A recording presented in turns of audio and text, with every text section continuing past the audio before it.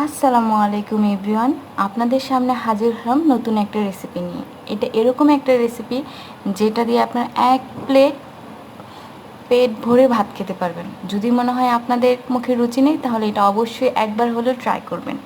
প্রথমেই আমরা করলা আর আলুগুলো চাক চাক করে কেটে নেব, মানে গোল গোল করে কেটে নিয়ে হলুদ মরিচ লবণ মাখিয়ে এটাকে সুন্দর করে ভেজে নেব। আলু করলা দুইটাই ভাজা হয়ে গেলেই আমরা এখানে পেঁয়াজ মরিচ ভেজে নিয়ে একটু আদা রসুন ভালো করে ভেজে নিব। তারপর একটু পানি দিয়ে লবণ হলুদ মরিচ দিয়ে ভালো করে কষিয়ে নিব।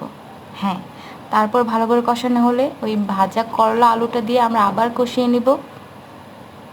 তারপর পরিমাণ মতো একটু ঝোল দিয়ে দিব। অল্প একটু ঝোল দিবেন যাতে এটা ভালো করে সিদ্ধ হয়ে যায়। এটাতে কিন্তু আমরা কোনো রকম ঝোল রাখবো না। এই যে দেখুন ফাইনাল লুকটা কি সুন্দর হয়েছে না? পেট পুরো এক প্লেট আপনারা নিমেষেই খেয়ে নিতে পারবেন। পছন্দ হলে প্লিজ একটা লাইক